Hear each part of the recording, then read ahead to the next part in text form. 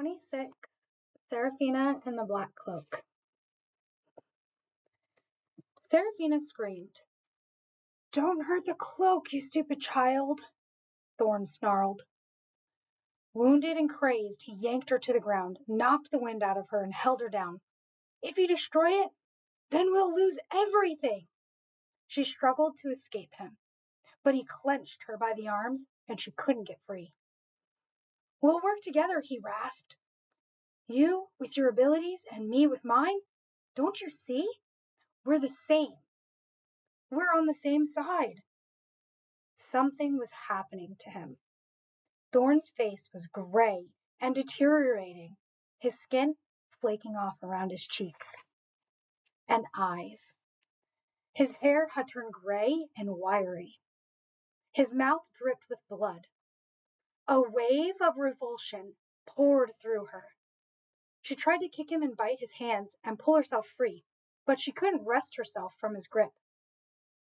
He held her to the ground with all his weight, pushing the air painfully from her lungs. She could feel her ribs bending, starting to crack. Despite his wounds and his decomposing condition, Thorn seemed to be getting stronger and stronger, driven by his greed for the cloak. "I'll never give in to you," she snarled into his face. "Never." "Then you're going to die, little mouser." Pressing her down, he crushed into her.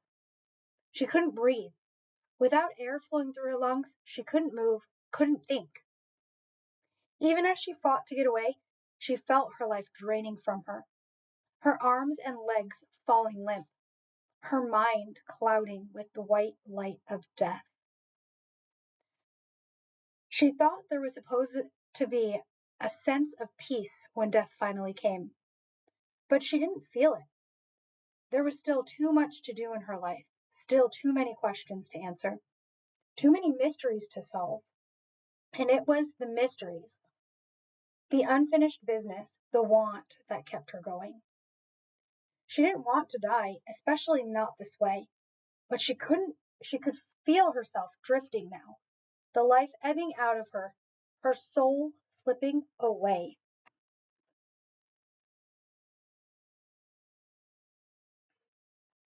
But she kept seeing a vision of her pa in her mind. She could hear his voice. "Eat your grits, girl," he demanded. "I'm not going to eat my grits," she shouted back at him. Her pa gazed at her dying on the ground beneath her, enemy's weight, and he shook his head. "The rat don't kill the cat, girl," he said. "That just ain't right." "The rat don't kill the cat?" she thought, as she pulled her wayward soul back into her body with fierce determination. "The rat don't kill the cat," she thought again, as she felt a burst of new strength.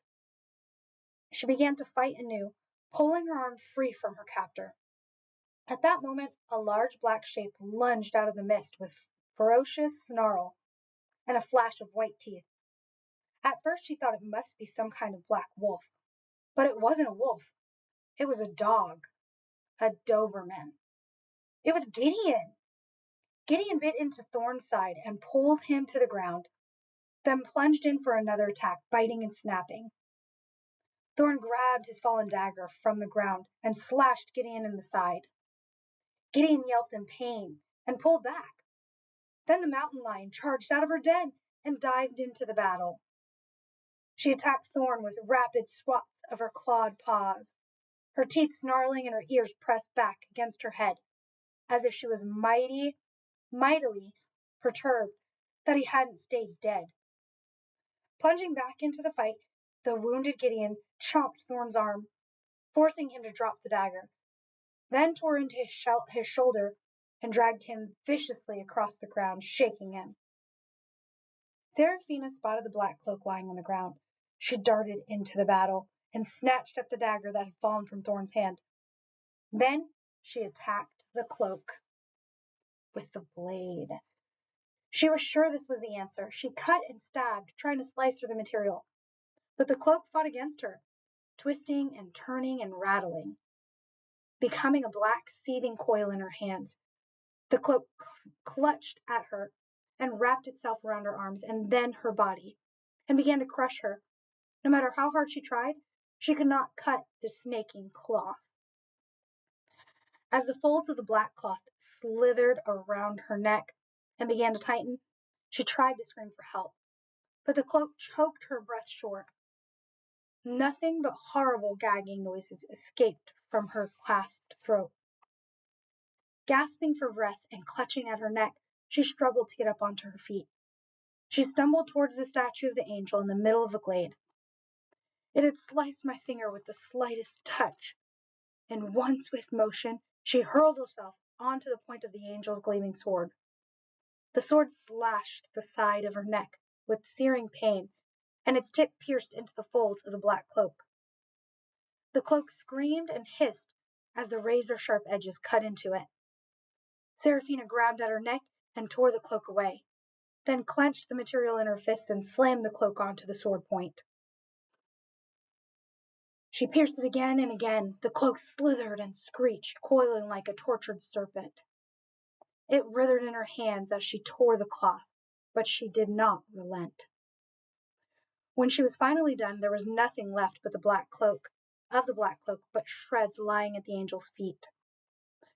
Seraphina fell away, panting and exhausted, pressing her hand to the wound at her neck to staunch the bleeding. She looked over and saw Thorn pinned to the ground beneath her allies. Thorn was strong, but without the black cloak, he was no match for the speed, power, and jaws of both Gideon and the lioness. Seraphina felt a wave of triumph pass through her. They'd done it. It was all over. It had to be. But as Gideon and the lioness struck the final killing bites into Thorn, his body emitted a frightening, sizzling sound, like meat burning on a fire. His carcass vibrated as his skin burned and peeled down into blood and bones. A thick cloud of smoke emanated from his body as it rapidly disintegrated, as if enkindled by the air itself. Gideon stepped back and tilted his head in confusion. The lioness retreated into the den to protect her cubs. The stinking black effluence poured forth until the rolling smoke filled the entire glade. The whole area became a great choking cloud. Seraphina coughed, waved her arms, and tried to escape from the smoke. "Come on, Gideon," she called, and pulled him back as she gagged on the horrible taste of the smoke in her throat. Overwhelmed by the fumes and unable to see, she tripped over something and fell face first to the ground. Whatever she had tripped over was hard, like a branch. But when she looked, she realized it wasn't a branch. It was a human leg. She whimpered in horror and scrambled away from it. The body of a little girl lay on the ground, her arms and legs tangled and bent at crooked angles.